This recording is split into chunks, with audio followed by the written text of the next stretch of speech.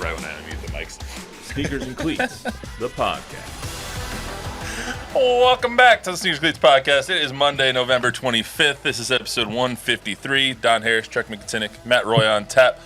Thank you so much for joining us on this Thanksgiving week. Gentlemen, Thanksgiving week, holiday season is officially upon us. Thanksgiving, a lot to be thankful for. Absolutely. I'm thankful that we're still sitting here in this chilly room. Yeah. Yes. I wore long sleeves today, though, so that's good. But that was really just to represent the Sun Devils. Well, they know how to celebrate, don't they?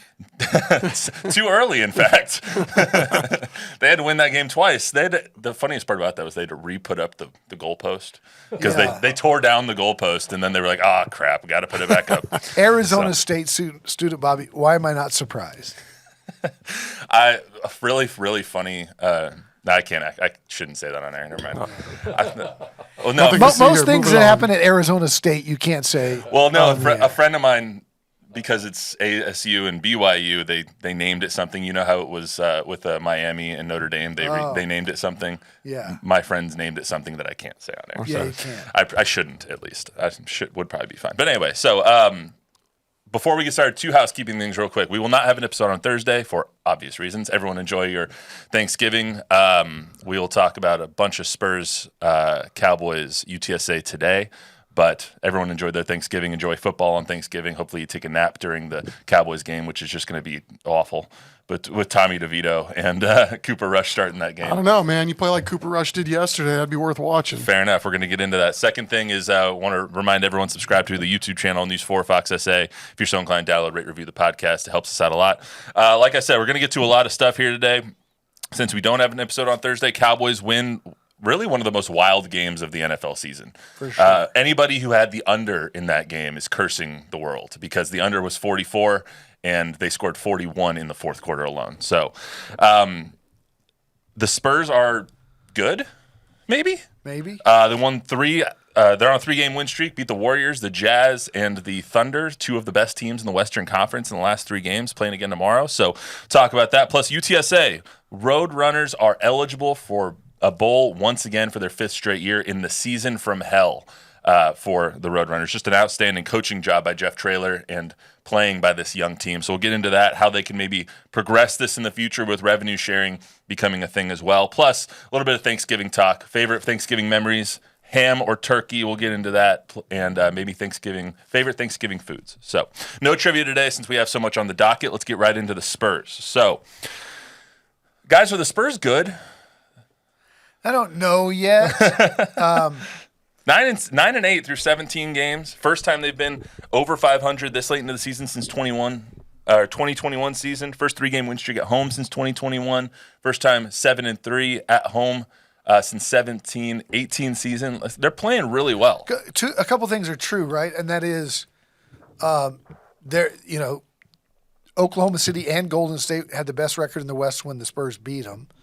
So they're no joke. They did this. They won the second game without Devin, Keldon, or Jeremy. They won the first game without Devin and Wemby. Chris Paul's been better than we thought. Harrison Barnes has been better than we thought. He's been really good. In the last 3 games. Steph Castle's been better than we thought. There it is. And then and Wemby comes back and goes for 25 and 9. They're really improved defensively. What I like is the fact that they're playing so many different guys that, Mamu's chipping in and Trey Jones is chipping in and Champagne's chipping in. And most nights where they have good wins, there's 7 guys in double figures, all with about 12 points. And then 1 guy with 20. That's either Harrison Barnes or Wemby usually. And so they're balanced and they're guarding. I don't know what the number is, but, they've notoriously been dead last in defense the last couple of years, and they're in the top third. Yeah, I haven't looked at the new numbers. I brought it up to you guys, I think, last Monday on the podcast. So they're significantly better defensively. Yeah, and I think they can beat anybody, and they have.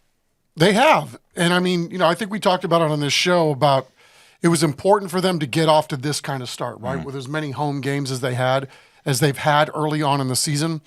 And to me, I think it's what Don says too. The fact that they're doing it differently, right? Doesn't seem to matter who's in or out of the lineup. They have enough bodies. You dust off Charles Bassey. He comes out and blows the played doors phenomenal. off the game. Then he doesn't sniff the court the next day. But no matter who they're sticking in there, to Don's point, Mamu comes in and was plus 14 in the 15 minutes that he was on the floor the other night. You know, you think it's just a little stint that he gets into the game for some quote unquote, garbage time to rest some guys so that they can be fresher at the end of the game. But yet you extend the game by having somebody chip in to that degree. And I think it is kind of fascinating to see the fact that they are closing games and they are doing it differently. I think gives you reason to hope that this might be a pretty decent team. Yeah, to that end, Bob, I think we should put a timer on the how long it takes for him to stay Steph Castle, just like me with Bo Nix. I think we should start putting out a timer on that. It should be the first thing we say every time. Yeah, we should just come out and say Bo Nix and. Or if you're Stephon playing Castle. a parlor game. I mean, second thing is to you Did guys. you see what Steph posted on his Instagram? No. It was something. It wasn't the word victim, but it was something to the effect of another victim, and he's standing over Steph Curry. Oh, really? Yeah, I love And it. So it's like I didn't see that. Very, very, very sassy, very swaggy Sassy like Charles Bassey. to say like I killed another one. Like, and he did. I mean, Curry was awful in Well, that game because of his defense. 5 To that 16. point, though, they ended Yeah. they ended that game on a 40-13 run. A team last year wouldn't have done that. Right. They ended up winning by 10. They were down by 17 at one point, ended up going on that run. The team last year would have curled into a ball in the fetal position and gotten rolled by 30, except for maybe the last 20 games or so. This year, this team fights, and it's something that I think we're all encouraged to see, that no matter what the deficit is, they're going to come out and they're still going to try and punch you in the mouth and play good defense, because that's what travels. That's what really wins games. Yeah. Right now, they're 9-8. They still, whole season in front of them. Is this something that's sustainable for them, this kind of ball? Yeah, I think so, because of how many bodies are being involved, right? You talked about the guys that have been in and out of the lineup because of injury, and yet they're playing overall pretty well. There's some gaps and some lapses, and that the first half of that Utah game the other night was like watching the clown show, and then all of a sudden it was like the Spurs had morphed into the Jazz and vice versa, because then the Jazz looked like the clown show in the second half, and then the Spurs ended up winning that game pretty easily, considering how far they were down. I think they were down 20 points in that game. So I think it is sustainable, because it feels like it doesn't matter what the combinations are, guys are getting more and more comfortable playing together on both ends of the floor. They have to shoot a decent percentage from three. That's the difference when this team is really bad and when they're really good. When they're going in, when Wemby's like 6 of 12 from three-point land, and Castle's making his, and Champagne's making his, they're a completely different team than a lot of nights where Wemby's 1 for 8 from three. So it's the game. It's just when the ball goes in, you're a lot better. Have these last couple of games changed your outlook on what this team's ceiling is at all? No, I think I picked them to go 41-41, and they're right there at that. And I'm still a little nervous that they can get to that. But it also wouldn't surprise me if they go on a 10-game winning streak at some point. Yeah, I mean, it depends on what they're able to do. Can they take what they're doing at home and then do it on the road? We'll see. Has it changed my outlook? I'm not sure either. I mean, I think, this should be a team. I think most of us thought you should be making a run at a playoff spot. I don't think it's changed my outlook either, because I expected this. Not this maybe this early in the season, but to your point, I think we all thought they were going to be right around 500. They're at 500 right now. I was more impressed, though, with what I've seen in these last 2 games. I'm more impressed with how this team has looked early in the season than I thought I would be. But I still think they'll be, maybe 43-39, somewhere around 500. Although that win against the Warriors really showed me a lot of strength and mettle on the squad. The difficult thing for Mitch is going to be like balancing lineups. Like, what happens when Jeremy and Devin and Keldon are all healthy, and you got guys like Castle and Wesley and Bassey and Mamu and Harrison and Chris. I mean, this team has been so far 12 deep. Like, you're not going to be able to play that many guys. So who, other than Malachi, is left out? Bob? We got a comment from Daniel. He says the value CP3 has brought to this team is showing their IQ, spacing, motion, defense, etc. Yeah. 100. Yeah. CP3's done wonders for this In team. that Oklahoma City game, he was out of the game with like 3 minutes to go. They put him back in, and he just says, "Go over here, set the screen for me here." And they got a screen, and he bounced past it to Castle for a layup. And he's like, "Go where I tell you guys to go." It's so great to watch. Yeah, I mean, it improves everybody's IQ on the floor, Yeah. for sure. But we saw that coming. Like, Yeah. you get someone like CP3, you know what you're going to get. You're going to get that floor general. You're going to get a guy that'll tell the young guys exactly what to do. And you're not going to win every game. He's not going to make them a 60-win team, but he might make them a 40-win team. And he's made big shots, too. Yeah, 100%. He made that one, like, Fall-away three. Yeah, fall-away three. What game was that again? Was that OKC? Yeah. Yeah, because OKC was trying to make the run right at the end, and I saw that one by CP3. I was like, I've seen that for the last 20 years, you know? Right, and the fact that they're getting him with that contract is just – I mean, that's more of a shame on the rest of the league, right? Yeah. I mean, everybody thought, okay, he's taking a pay cut, but at least he'll get playing time here and, whatever it is that they thought. But the fact that this guy still has some value, probably more value on a team like this that's eager to take some direction from a guy that's got some skins on the wall. He came to win, man. And Harrison No Barnes. doubt. He didn't come in Harrison here Barnes soft. has been phenomenal. Over 20 a game in the last 3 games. Absolutely. You mentioned the clown show. I want to talk about the Cowboys here for a second. So the Cowboys beat the Commanders yesterday 34-26. That game was 3-3 at halftime, I want to say. 10-9 going into the fourth quarter. Ends up 34-26 because of some wild stuff that happened in the fourth quarter. Main takeaways from that game for me, even though they're a 4-7 team, I thought that that's probably their best defensive game of the year outside of the last 5 minutes. Yeah, even though they gave up over 400 yards of offense. Yeah, but you take out the 84-yarder to McLaurin in the last 2 plays of the game. You take out like a couple of those like weird ones, and they had a really good game. And I think Micah even said it. This was their best game outside of the last 7-8 minutes of the game. I mean, they were killing Jaden Daniels. I don't think there's any question. I mean, because again, the goal is to play complementary football, the fact that they did what they did on offense, being that undermanned with 2 offensive linemen out, and then having Cooper Rush be 24 of 32 or something stupid like that. Big plays. They made them, and then they had 2 kick returns. Everybody did their part yesterday to get that one. Yeah, absolutely. Yeah. Ferguson's out too, and he just did that stuff that they were doing with Dak, that little throw it underneath, and he had a couple of long completions downfield to Tolbert too. So, yeah, it was a total team effort. But all that said, we might not be gushing over the Cowboys if Washington can make an extra point. True. Because if that game goes to overtime and they lose an OT, that would be the most ridiculous kick in the gut of all time after what they did. Well, yeah, Kevontae Turpin, who is phenomenal, by the way. I want to give him his flowers. He is probably the best kick returner in the league, and I don't really think it's that close. He said when he took his kick return back, which was really, really insane to see, that he spin moved like 4 yards away from the guy and still juked the entire place out. He was like, yeah, I thought that was the nail in the coffin. Yeah. And then sure enough, there goes the 84, 87-yarder to McLaurin, and it's all brand new ball game. Yeah, nobody. Ridiculous. You had 8 guys back in coverage, and nobody touches him at all. Even though they pretty much shut him down the rest of the game. This is this one time that Scary Terry got open. Yeah, the defense I thought looked good. Deron Bland, I think, made a difference having him back. I just want to see him and Trayvon on the same freaking field at the same time. I think they do too. Doesn't seem like we're ever going to see it. But yeah, and Jordan Lewis is probably playing a little hurt. I mean, there's some guys that are really gritting it out right now, 88 included. I mean, his shoulder's not right. It's no rest for the weary. They're going to be playing against the Giants on Thursday on Thanksgiving. But let's hear from Micah right after the game. This is what he had to say. Yeah, I told you I'm not done yet. I don't plan on tanking. If the higher ups was looking for a draft pick, I hope that's ruined because we got a lot of football left to play. Like I said, as long as I'm a part of this team, we're always going to fight. I'm always going to give maximum effort. I owe it to these guys. I owe it to the fans that come out.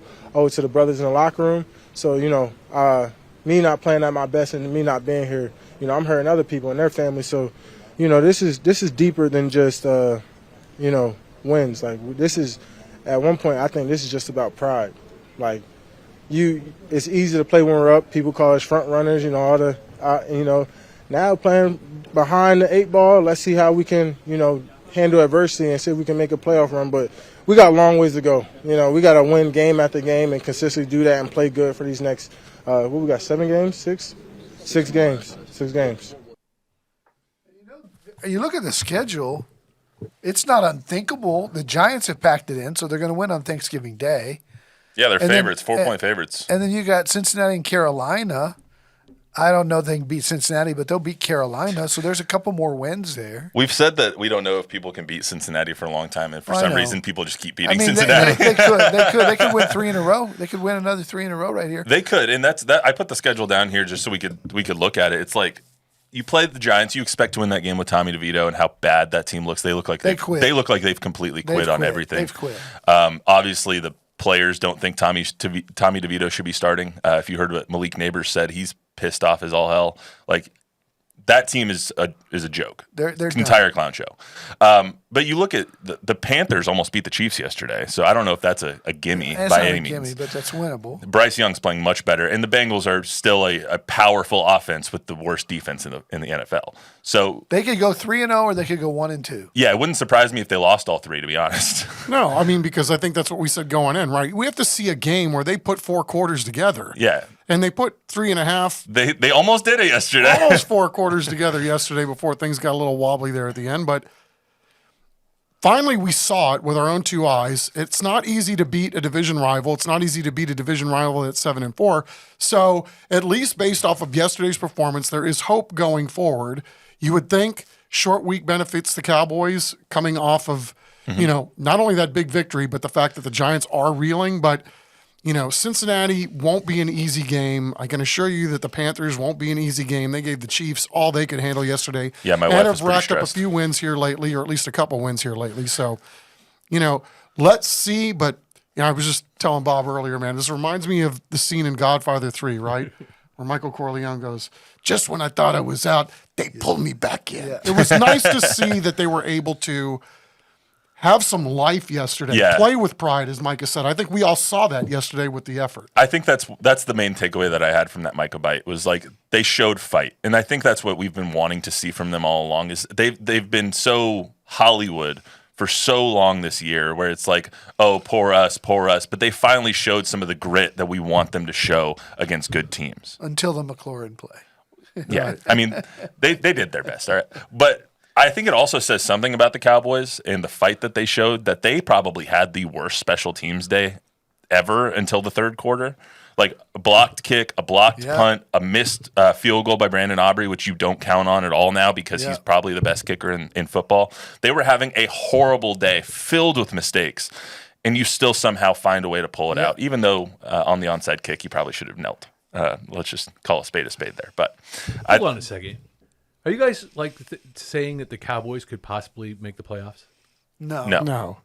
So Not yet. what Not do as these we wins, sit here what do today. these wins mean? these wins don't mean anything. These wins mean something to Don't the these players wins on just the hurt field. you? Don't they hurt you? They hurt this franchise, but they don't hurt the players. They do hurt you. They don't They hurt they don't hurt the yeah, players. I mean, in terms of where you're going to draft and all that next year, of course. But I mean, these games are precious, and they're precious to the guys that play in them.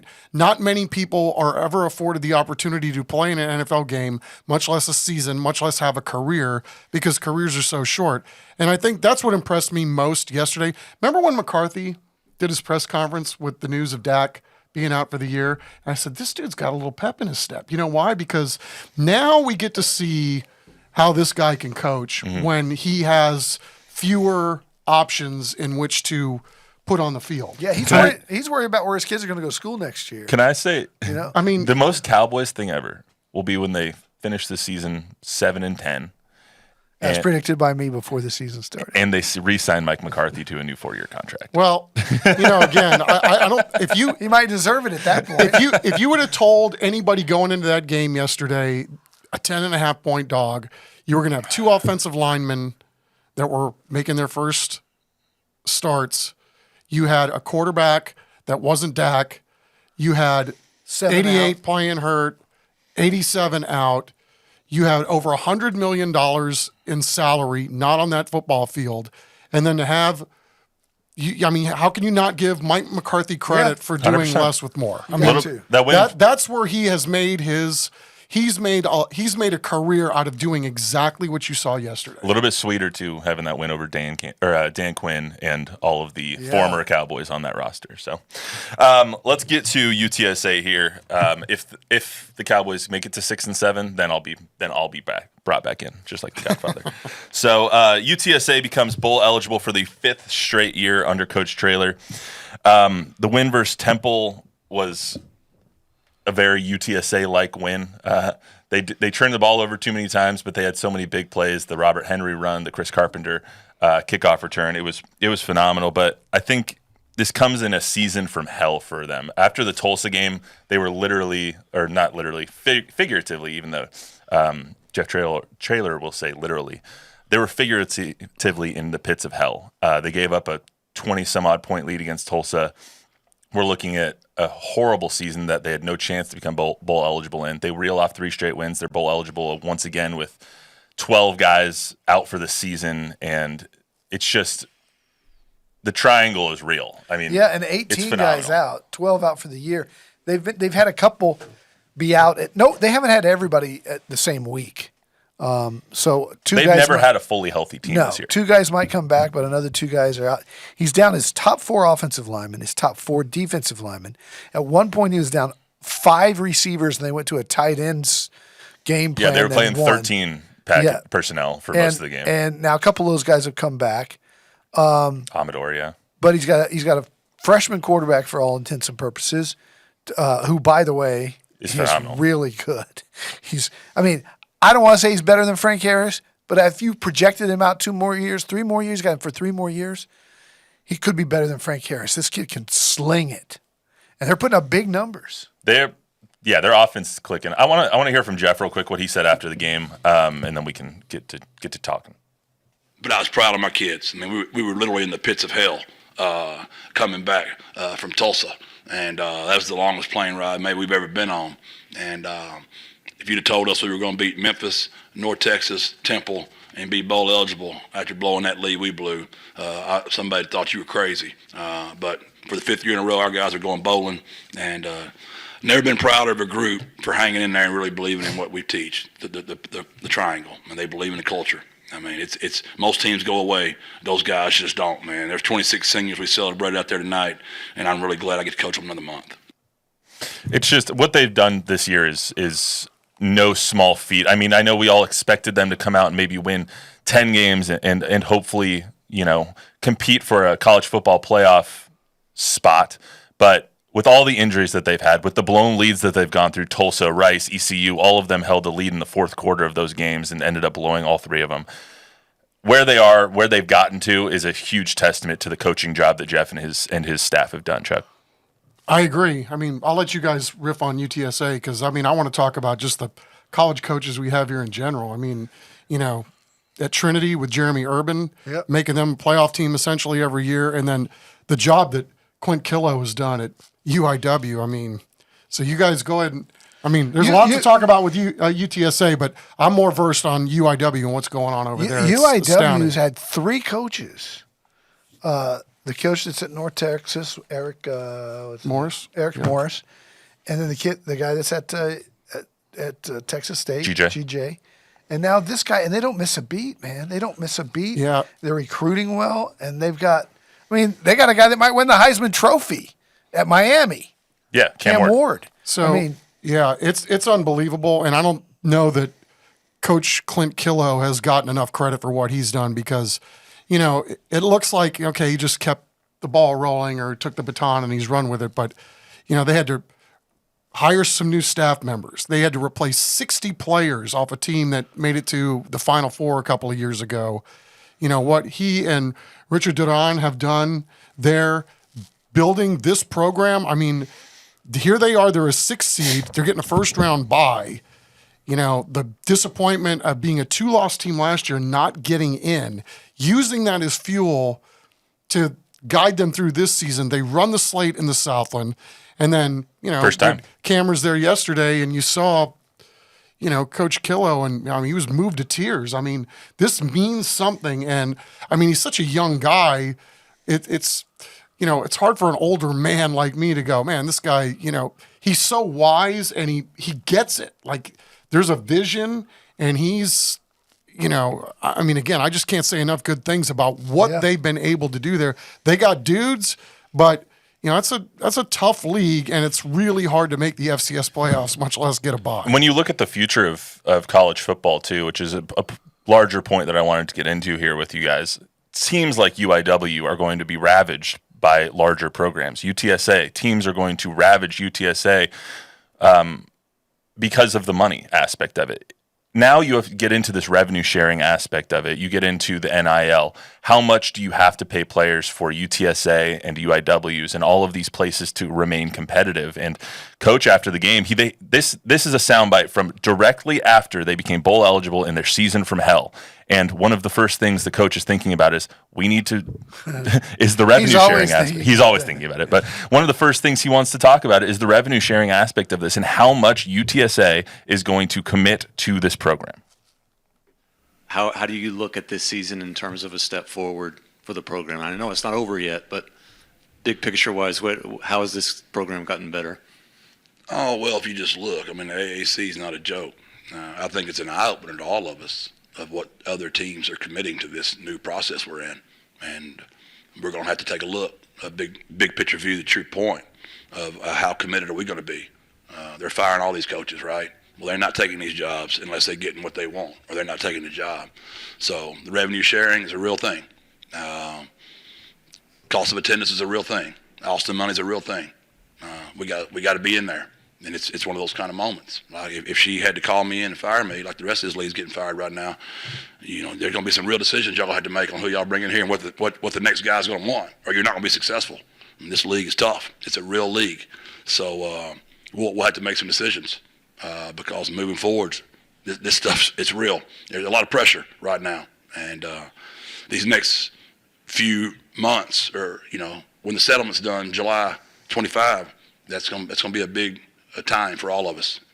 Don, you tweeted it out yesterday, and that's how I saw it. Was the Mike Finger article talking about how UTSA, it's time for them to either put their money where their mouth is or kind of go away. That's a guy right there talking about his president of his university to his president of his university through the media, tired of being told no. I mean, to Lisa's credit, they've done a really good job of increasing their financial commitment to athletics and to football, because they've had to go from, you know, whatever dog conference they were in to Conference USA to AAC, and every step of the way you have to pay more for your players, more for your coaches, more for your staff, and not just football, but in all sports. And Lisa's done as good a job as she can possibly do at raising money to get by. Now, Jeff, he's the guy getting $1 million from Harvey Najum for the practice field. He's the guy out there in the community getting April Ansira and Bob Wills money and all that kind of stuff. But here's the thing. That all changes in July. In July, schools can give $11 million a year. Up to $20 million. Or to 22 for players. For players. But $11 million is kind of a gauge in that conference. Because they don't have the revenue, right? Yeah, no one's expecting UTSA to spend $20 million. It's a percentage of your revenue. So Texas and Alabama and A&M, and they can afford the 22, but a percentage. Jeff needs $3 million a year to keep Owen McCown, to keep guys from defecting. He's a heck of a recruiter. He's got these great freshmen, and every year, I mean, he lost Trey Moore. I don't know, $750,000, something at UT. And he's had all these guys poached. The culture's kept him around for something, $150,000 a month, whatever. But Taylor Amy has to commit to UTSA, or they're going to be an also-ran. And I think Jeff's plea there is he doesn't know that the university is committed or not. That's what it sounds like to me. Yeah, I mean, this is a tough one, right? Because I don't know what the finances are at that school and who needs what and what other resources are needed. And, you know, I mean, I think there's still room enough where there are going to be a lot of players that are just looking for opportunity, right, to show that they can play ball. I mean, look at Zach Calzada UIW. I mean, he's going to win his second player of the week this week again, and pros love his arm talent. And this is a guy that, you know, I would imagine with beating Alabama on your resume when he was at Texas A&M would mean something to a lot of schools. He came here for opportunity, and I know it wasn't the money chasing. So, you know, again, I don't know what the dynamic is in the AAC. I know everybody's throwing money figures out there, but, you know, at some point, somebody's going to have to put their foot down and say, we're an institution of higher learning and we're not a football factory. Which is fine. And Mike Finger said that exactly yesterday. In fact, it was brilliant what he said. He goes, Such a good writer. you can be a vegetarian, right? In that regard. We're an institution of higher learning, and, you know, we're not going to pay for players. Fine. But right now you're a vegetarian, but you're entered into a hot dog eating contest. Right? So if you're entered into Division I football in the American Conference, then you have to compete. And if you're not going to, then just drop football or go back to some small conference or whatever. But don't say we're going to compete. And I've heard the comparisons about Army being in that league. Well, those guys are appointed to West Point. They can't leave. You know, that quarterback at Army that everybody loves, or Max DiDomenico, he goes there for his first 2 years. He can't leave, right? Meanwhile, Jeff is having kids text him every week, Coach, LSU wants to give me this next year. What can you do? You know? You have to recruit your own players again. Yeah, all the time. I mean, I think what makes it even more difficult just for UTSA, before we get on to a different conversation, is this is what, their 14th year of football? Yeah. 14th, 13th year of football. Like, this is such a new program. 14 years ago, this was never an issue. Yeah. Not only because money couldn't be paid to players, but because you didn't have the program. And Jeff has done such a good job by bringing this program from 3-9, which is what he inherited after Larry Coker, to Frank Wilson. From what that school was and what their record was to being a perennial contender and spoken about, and perennial winner as well in Conference USA. Now they're in the AAC and they're competing and they're doing their best. But it's like when you have to compete with the Memphises and the Tulanes and the guys with money, you're not going to win everything. SMU is a small-time program who can pay whatever they want and will now be a perennial power because they have all the money. That's right. And so Memphis's quarterback's getting $1 million. Yeah, Memphis is one of those teams. Memphis has disappointed this year. I'm surprised that there's not changes going on there with all the money they've spent on their roster, but that's a different point altogether. If you're going to be in this league, if you're going to continue to try and make UTSA the front porch of your school, then you need to invest in that front porch. You're not going to go into a house where the front porch looks like shit. Yeah, well, you know, either you believe it or you don't, right? And Taylor Amy's been on saying, I believe that the university or football program is the front porch of the university. Okay. Show me. Yeah. Let's get into some fun stuff before we get out of here. Also, I really hope they beat Army this week. I love that they're playing, and I'm trying to get an interview with Max actually on Tuesday. Yeah, good. Max DiDomenico, the captain. Chuck and I were talking yesterday. Sandwiched in between Notre Dame and Navy, Army might be looking past them. They might. I think Jeff could convince his team that this is their Super Bowl. 100%. Because right now I think they're scheduled they're projected for the First Responder Bowl. In the latest projections, they'll be in a better bowl if they win this one. We might be going back to Frisco, Don. I think all those bowls are in Frisco, right? Yeah, the First Responder. Going to the Scooter Coffee Bowl again. The FCS title game is Smoothie King also Tropical in Frisco. Smoothie King Bowl. They went to the Tropical Smoothie King Bowl. All I'm saying is They that had good gear, by the way, from that bowl. all right? I'm saying You is know, that if ASU makes it to the Big 12 title game, then I will not be here on December 7th. I'm going to go up to Dallas and go to the Big 12 title game. as you should. All right, let's get to some Thanksgiving stuff on the way out. So Thanksgiving is one of my favorite holidays, mainly because it's a football and eating kind of holiday, and those are my two favorite things to do. So favorite Thanksgiving memory, guys. Whoever wants to start, you give me your favorite Thanksgiving memory. It can be food-related, family-related, whatever you want. Chuck, you first. Well, I've worked almost every single Thanksgiving since I got into TV, thanks to the Cowboys. And so my memory is not a good one, actually, in terms of sports, because I actually took the day off in the Jason Garrett Dallas Cowboys versus Green Bay Packers. Yeah. To watch that, we had a huge party at my house, only to see Jason Garrett just completely wring our necks that day. But as far as favorite food, my mom makes something, I've told the story a million times, we affectionately call it as Stuffnik, where it's stuffing, but it's got Italian sausage in it, and boy, is it good. Not huge chunks of Italian sausage so that it overwhelms you. It's, really fine, granulated, grounded Italian sausage that I could eat that with just gravy till it's coming out of my ears for months, well beyond Thursday, even into the summer months. No problem. All right, memory first, Don. 1974. I'm 9 years old.